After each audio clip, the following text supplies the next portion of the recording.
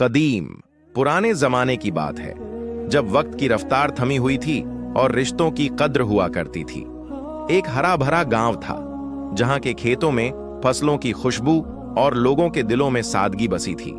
इसी गांव में दो सगे भाई रहते थे, रशीद अहमद और फरीद खान। दोनों एक ही मां की कोख से जन्मे थे, लेकिन उनके मिजाज में जमीन और आसमान का फर्क था। बड़ा भाई रशीद अहमद गांव का सबसे रईस शख्स था।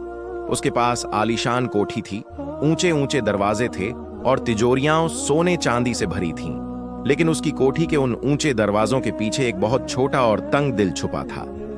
रशीद अहमद को अपनी दौलत पर बड़ा तकब्बुर, घमंड था। वह समझता था कि जो कुछ उसके पास है वह सिर्फ उसकी काबिलियत है। दूसरी तरफ छोटा भाई फरीद खान था।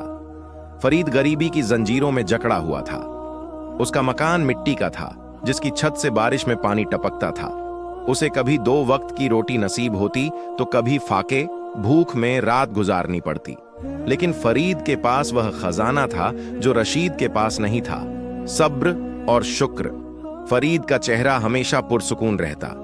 वह रूखी सूखी रोटी खाता और आसमान की तरफ देखकर कहता, या अल्लाह, तेरा लाख लाख शुक्र है कि तूने मुझे ईमान की दौलत दी है। फरीद भले ही गरीब था, लेकिन उसका दिल किसी बादशाह से कम न था। उसका एक रोजाना का मामूल था। वह सुबह फज्र की नमाज के बाद अपने छोटे से बगीचे में जाता।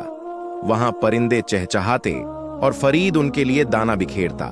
वह परिंदों को दाना चुगते देख ऐसे खुश होता जैसे उसे दुनिया की सारी दौलत मिल गई हो। वह अक्सर कहता, परिंदों की दुआएं अर्श आसमान तक जाती हैं। अगर मैं इन बेजुबानों का ख्याल रखूंगा तो मेरा रब मेरा ख्याल रखेगा। इतना ही नहीं, फरीद अपनी मामूली सी मजदूरी में से भी कुछ सिक्के बचाकर सदके दान के लिए निकालता। उसकी बीवी भी बहुत नेक थी। वह कहती, साहब, हमारे पास तो खुद खाने को नहीं है, फिर आप ये पैसे क्यों बांट देते हैं? फरीद मुस्कुराकर जवाब देता, नेक औरत, सदका देने से माल कम नहीं होता, बल्कि अल्लाह उसमें बरकत डाल देता है। यह सदका ही है जो हमारी मुश्किलों को आसान करेगा। बस्ती के दूसरे कोने पर रशीद अहमद का महलनुमा घर था। रशीद अहमद अपनी तिजोरियों की चाबियां हर वक्त अपनी कमर से लटकाए रखता। उसके घर में अगर कोई मेहमान आ जाता तो उसके माथे पर बल पड़ जाते। उसे लगता कि हर मेहमान उसकी दौलत खाने आया है। वह अपने गरीब भाई फरीद से मिलना भी पसंद नहीं करता था। वह कहता, अगर मैं फरीद से मिलूंगा तो वह मुझसे पैसे मांगेगा। रशीद की बीवी भी उसी की तरह लालची और मगरूर थी। वह सारा दिन गहने और रेशमी कपड़े बदलने में गुजारती और बस्ती की दूसरी औरतों को नीची नजर से देखती। एक शाम जब सूरज डूब रहा था और ठंडी हवाएं चलने लगी थीं, गांव की धूल भरी सड़क पर एक बुजुर्ग शख्स नजर आया। उसके बदन पर सादा लिबास था, हाथ में एक लाठी थी और चेहरे पर एक अजब सा नूर और ठहराव था। बुजुर्ग चलते चलते रशीद अहमद के आलीशान मकान के सामने रुके। उन्होंने बड़े अदब से दरवाजा खटखटाया। रशीद अहमद गुस्से में बाहर निकला और बोला, कौन हो तुम और शाम के वक्त यहां क्या मांगने आए हो? बुजुर्ग ने धीमी आवाज में कहा, बेटा, मैं मुसाफिर हूं, बहुत दूर से आया हूं और बहुत थक गया हूं। क्या मुझे एक रात के लिए पनाह और थोड़ा सा खाना मिल सकता है? अल्लाह तुझे इसका अज्र फल देगा। रशीद अहमद का चेहरा गुस्से से लाल हो गया। उसने चिल्लाकर कहा, अरे ओ बाबा, तुझे यह घर क्या कोई मुसाफिर खाना लगता है? यहां फकीरों के लिए कोई जगह नहीं है। जाओ यहां से और दोबारा इस दरवाजे पर नजर मत आना। बुजुर्ग ने मुस्कुराकर कहा, बेटा, दौलत तो आनी जानी चीज है, इंसान की असली पहचान उसका सुलूक है। रशीद ने उन्हें धक्का देते हुए कहा, मुझे नसीहत मत दो। अगर तुझे पनाह चाहिए तो उस सामने वाले टूटे फूटे मकान में चले जाओ। वहां मेरा भाई फरीद रहता है। उसे फकीरों की खिदमत करने का बड़ा शौक है। वह तुम्हें सिर आंखों पर बिठाएगा। बुजुर्ग बिना कुछ कहे वहां से मुड़ गए। उनकी आंखों में दुख नहीं, बल्कि रशीद के लिए हमदर्दी थी कि यह बेचारा अपनी दौलत के नशे में कितना अंधा हो चुका है। बुजुर्ग चलते हुए फरीद के दरवाजे पर पहुंचे। उन्होंने जैसे ही दस्तक दी, फरीद मुस्कुराता हुआ बाहर आया। बुजुर्ग को देखते ही उसने अपना सर झुका लिया और बड़े अदब से कहा, अस्सलाम वालेकुम हाजी साहब, तशरीफ लाइए। इस गरीब के घर को अपनी दुआओं से नवाजिए। बुजुर्ग हैरान रह गए।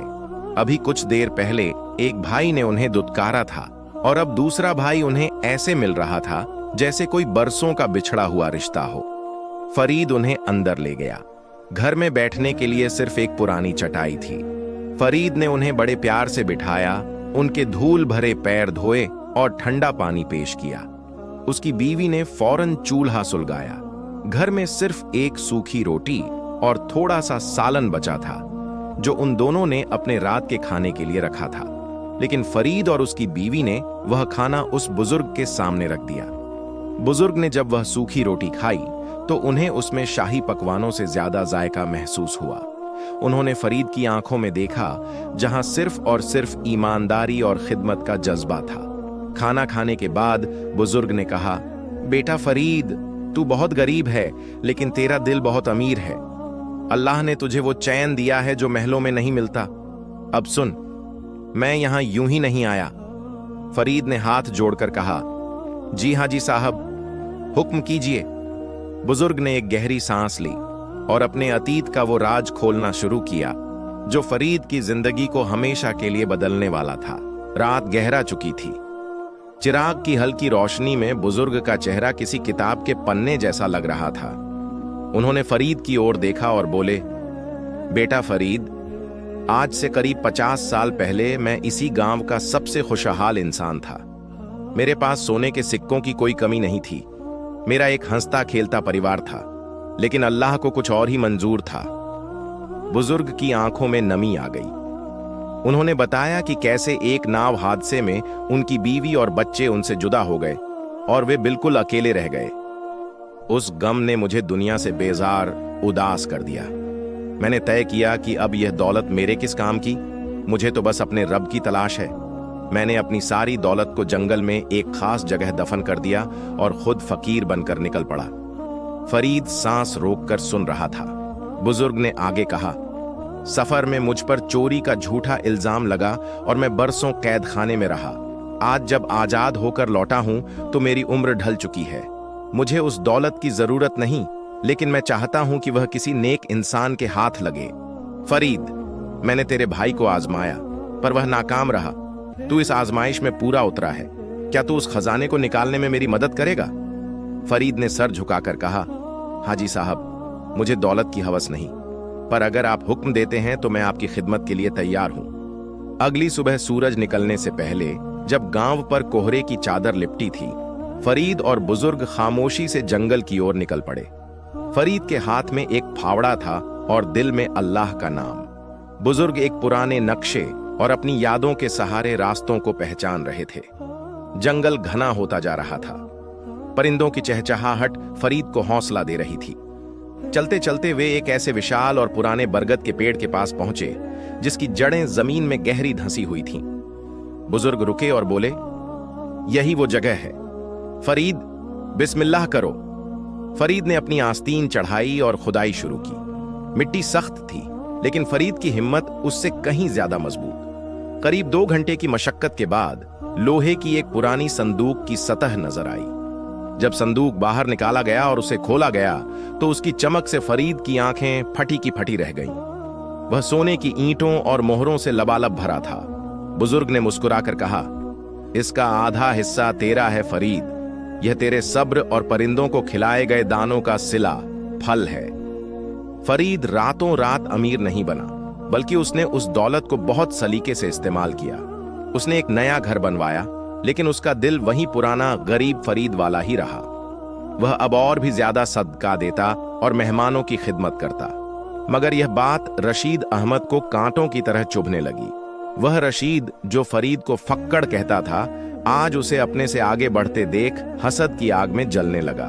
रशीद की बीवी ने जहर उगलना शुरू किया। देखो जी, तुम्हारा भाई तो नून तेल को तरसता था, अब देखो कैसे ठाठ हैं। जरूर उस बुढ़े ने उसे कोई काला जादू सिखाया है या कोई खजाना हाथ लगा है। हमें भी वह खजाना चाहिए। रशीद अहमद अब जासूस बनकर फरीद के पीछे लग गया। उसने तय कर लिया था कि वह फरीद की कामयाबी का राज जानकर रहेगा। कुछ दिनों बाद वही बुजुर्ग दोबारा फरीद के घर आए। उन्होंने फरीद से कहा, बेटा, जंगल में एक और जगह है जहां मेरा बाकी का खजाना दबा है। मैं अब इस दुनिया से कूच करने वाला हूं। मैं चाहता हूं कि तू उसे भी महफूज कर ले। रशीद अहमद खिड़की के पीछे छुपा यह सब सुन रहा था। उसकी आंखों में लालच का खून उतर आया। जैसे ही फरीद और बुजुर्ग जंगल की तरफ निकले, रशीद दबे पांव उनके पीछे हो लिया। जंगल के सन्नाटे में रशीद की धड़कनें साफ सुनाई दे रही थीं। वह देख रहा था कि बुजुर्ग फरीद को एक झाड़ी के पीछे छिपी एक चट्टान की ओर ले जा रहे हैं। रशीद ने वह जगह अपने जहन में नक्शे की तरह उतार ली। उसने सोचा, फरीद तो कल आएगा, मैं आज रात ही यहां से सब निकाल लूंगा, सारा खजाना मेरा होगा। रशीद अहमद रात के अंधेरे में फावड़ा लेकर उस जगह पहुंचा। वह पागलपन की हद तक खुदाई करने लगा, लेकिन उसे क्या पता था कि अल्लाह की लाठी बेआवाज होती है। दूसरी तरफ रशीद की बीवी घर पर अकेले ही खजाने के ख्वाब देख रही थी। अचानक घर का दरवाजा जोर से टूटा। गांव के कुछ नामी चोरों ने रशीद के घर पर धावा बोल दिया था। रशीद अपनी सारी दौलत की हिफाजत में इतना अंधा हो गया था कि उसने अपने घर की सुरक्षा पर ध्यान ही नहीं दिया। चोरों ने रशीद की बीवी को एक कमरे में बंद किया और बरसों की जमा की हुई सारी दौलत, जेवर और कीमती सामान बटोरकर रफू चक्कर हो गए। जंगल में रशीद को कुछ नहीं मिला, सिर्फ मिट्टी और पत्थर। जब वह थका हारा धूल से लथपथ घर पहुंचा तो वहां का नजारा देखकर उसके पैरों तले जमीन खिसक गई। आलीशान कोठी वीरान पड़ी थी, संदूक खाली थे और उसकी बीवी झार झार रो रही थी। उसने रोते हुए कहा, रशीद, खजाना तो दूर, हम तो अपनी जमा पूंजी से भी हाथ धो बैठे, हमारे पास अब कुछ नहीं बचा। रशीद अहमद वहीं जमीन पर बैठ गया। उसे वह मंजर याद आया जब उसने उस बुजुर्ग को अपने दरवाजे से धक्का दिया था। उसे एहसास हुआ कि उसने दूसरों का हक मारने की कोशिश में अपना सब कुछ गंवा दिया। रात का पिछला पहर था। रशीद अहमद अपनी वीरान कोठी के आंगन में पत्थर की मूरत बना बैठा था। कल तक जिस घर में झाड़ फानूस की रोशनी जगमगाती थी, आज वहां खामोशी का राज था। चोरों ने सिर्फ सोना चांदी नहीं लूटा था, बल्कि रशीद का गुरूर और उसकी पहचान भी लूट ली थी। उसकी पत्नी, जो हमेशा जेवरों की नुमाइश करती थी, आज फटे हाल कोने में बैठी सिसक रही थी। रशीद के मन में एक अजीब सा शोर था। उसे बार बार फरीद का वह चेहरा याद आ रहा था जब वह सूखी रोटी खाकर भी खुदा का शुक्र अदा करता था। रशीद को अपनी अलमारियों की खाली दराजें वैसी ही लग रही थीं जैसे किसी इंसान का खाली सीना। अचानक उसे उस बुजुर्ग की आवाज याद आई, लालच का प्याला कभी नहीं भरता रशीद। उसे महसूस हुआ कि जंगल की वह खुदाई सिर्फ मिट्टी की खुदाई नहीं थी, बल्कि उसके अपने चरित्र की कब्र खोदने जैसा था।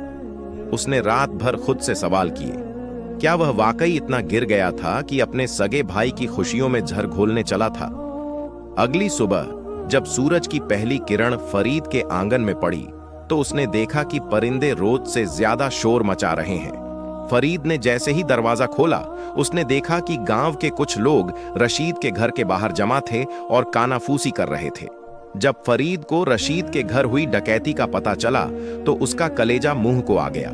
वह एक पल की देरी किए बिना रशीद के घर की तरफ भागा। वहां का मंजर देखकर फरीद की आंखों में आंसू आ गए। रशीद, जो कल तक आसमान से बातें करता था, आज जमीन की धूल चाट रहा था। फरीद ने रशीद के कंधे पर हाथ रखा। भाई, हिम्मत मत हारो। जो चला गया वह अल्लाह की अमानत थी, जो बचा है वह अल्लाह का करम है। रशीद ने झटके से फरीद का हाथ हटा दिया। चले जाओ यहां से, तुम अपनी जीत का जश्न मनाने आए हो। तुम अमीर हो गए और मैं फकीर, यही देखना चाहते थे ना तुम? रशीद का हसद, ईर्ष्या अभी पूरी तरह मरा नहीं था। वह अपनी बर्बादी का जिम्मेदार फरीद की किस्मत को मान रहा था। फरीद चुपचाप वहां से चला गया, लेकिन उसका दिल अपने भाई की हालत देख तड़प रहा था। उसने तय किया कि वह अपनी आधी दौलत रशीद को दे देगा, लेकिन बुजुर्ग हाजी साहब ने उसे रोक दिया। बुजुर्ग ने कहा, फरीद, अगर तूने अभी इसे दौलत दे दी तो तू उसकी मदद नहीं बल्कि उसका नुकसान करेगा। उसे अभी पैसे की नहीं, एहसास की जरूरत है। उसे मेहनत करने दे, उसे रोटी की कीमत समझने दे। कुछ दिन बीत गए। रशीद अब मजदूरी करने पर मजबूर था। वह हाथ जो कभी हुक्म देते थे अब फावड़ा चलाने से छिल गए थे। एक शाम वही बुजुर्ग फरीद के पास फिर आए। फरीद, बुजुर्ग ने धीमी आवाज में कहा, जंगल के उस पार एक पुरानी बावड़ी स्टेपवेल है। वहां मेरे खानदान की एक अमानत छिपी है। वह सोना नहीं है, लेकिन सोने से कीमती है। क्या तू मेरे साथ चलेगा? इस बार फरीद ने गौर किया कि बुजुर्ग बहुत कमजोर लग रहे थे, जैसे उनकी जिंदगी की शाम करीब हो। उन्होंने फरीद से कहा कि यह आखिरी सफर होगा। उधर रशीद, जो अब भी फरीद की जासूसी कर रहा था, छिपकर यह बातें सुन रहा था। उसने सोचा, पिछली बार शायद मैं गलत जगह खोद रहा था। इस बार मैं फरीद को उस बावड़ी तक पहुंचने ही नहीं दूंगा। मैं उनसे पहले पहुंचकर वह कीमती अमानत हासिल कर लूंगा। रशीद के दिमाग में लालच ने फिर से फन उठाया। उसने अपनी कुदाल उठाई और फरीद के निकलने से 2 घंटे पहले ही उस घने जंगल की ओर चल पड़ा, जिसका रास्ता बेहद खतरनाक और रहस्यों से भरा था। जंगल का वह हिस्सा जहां बावड़ी थी, वहां सदियों से कोई नहीं गया था। चारों तरफ कटीली झाड़ियां और जंगली जानवरों की आवाजें थीं। रशीद हांफता हुआ उस बावड़ी के पास पहुंचा। बावड़ी बहुत गहरी थी और उसके पत्थर काई मॉस से फिसलन भरे हो चुके थे। जैसे ही रशीद ने बावड़ी के अंदर उतरने की कोशिश की, उसका पैर फिसल गया। वह चीखता हुआ अंदर गिरा, लेकिन किस्मत से वह पानी में नहीं बल्कि एक ऊंचे पत्थर के स्लैब पर जा गिरा। उसका पैर बुरी तरह टूट चुका था और वह ऊपर नहीं चढ़ सकता था। बचाओ, कोई है? रशीद की आवाज जंगल की खामोशी में दबकर रह गई। रात होने लगी। जंगली जानवरों की गुर्राहट नजदीक आने लगी। रशीद को अपनी मौत सामने नजर आने लगी। उसे याद आया कि कैसे उसने फरीद को कुएं में धकेलने की साजिशें सोची थीं। उसे याद आया कि कैसे उसने बुजुर्ग को दुत्कारा था। उसे एहसास हुआ कि इंसान चाहे कितनी भी दौलत जमा कर ले, अंत में वह अकेला और बेबस है। उसने पहली बार सच्चे दिल से खुदा को पुकारा, ऐ मालिक, मुझे एक मौका दे। मैं अपने भाई से माफी मांगना चाहता हूं। बावड़ी की गहराई में पड़ा रशीद दर्द से कराह रहा था। ऊपर से झांकता हुआ चांद उसे किसी जल्लाद की आंख जैसा लग रहा था। जंगल के सन्नाटे को चीरती हुई गीदड़ों की आवाजें उसके दिल में खौफ पैदा कर रही थीं। उसका टूटा हुआ पैर सूज चुका था और प्यास के मारे उसका गला सूखकर कांटा हो गया था। उस अंधेरे में रशीद को अपनी पूरी जिंदगी एक फिल्म की तरह दिखाई देने लगी। उसे याद आया कि कैसे बचपन में फरीद अपनी हिस्से की मिठाई भी उसे दे दिया करता था। उसे याद आया कि जब उनके वालिद पिता का इंतकाल हुआ था, तो फरीद ने खुद धूप में काम किया ताकि रशीद पढ़ सके और बड़ा आदमी बन सके। मैं कितना गिर गया था, रशीद बुदबुदाया। उसकी आंखों से आंसू बहने लगे। सिर्फ चंद सिक्कों के लिए मैंने अपने सगे भाई के खून का प्यासा बना दिया। ऐ अल्लाह, अगर आज मेरी जान बच गई तो मैं फरीद के पैरों में गिरकर माफी मांगूंगा। अचानक उसे ऊपर कुछ हलचल महसूस हुई। मशालों की रोशनी बावड़ी की दीवारों पर नाचने लगी। ऊपर फरीद और वही बुजुर्ग हाजी साहब रशीद को ढूंढते हुए पहुंच चुके थे। दरअसल फरीद ने रशीद के घर जाकर देख लिया था कि वह गायब है और उसके औजार भी घर पर नहीं है। वह समझ गया था कि उसका भाई फिर किसी मुसीबत में फंसने वाला है। रशीद भाई, तुम कहां हो? फरीद की आवाज बावड़ी में गूंजी। फरीद, मैं यहां हूं, मुझे बचा लो। रशीद की कमजोर आवाज नीचे से आई। हाजी साहब ने मना किया। फरीद, ये बावड़ी बहुत पुरानी है, इसकी दीवारें कभी भी गिर सकती हैं। नीचे उतरना खुदकुशी होगी। लेकिन फरीद कहां मानने वाला था। उसने अपनी पगड़ी और हाजी साहब की शाल को जोड़कर एक लंबी रस्सी बनाई और उसे एक मजबूत पेड़ से बांध दिया। फरीद अपनी जान जोखिम में डालकर उस फिसलन भरी गहराई में उतरने लगा। पत्थरों के टुकड़े नीचे गिर रहे थे और जहरीले बिच्छू दीवारों पर रेंग रहे थे। जब फरीद नीचे पहुंचा और रशीद को गले लगाया तो दोनों भाई फूट फूट कर रोने लगे। रशीद ने फरीद का हाथ थाम लिया। मुझे छोड़ दो भाई, मैं इसी काबिल हूं। मैंने तुम्हारे साथ बहुत बुरा किया। फरीद ने मुस्कुराकर कहा, भाई, छोटे भाई बड़े भाइयों को छोड़ते नहीं, चाहे वो कितने भी नाराज क्यों ना हो।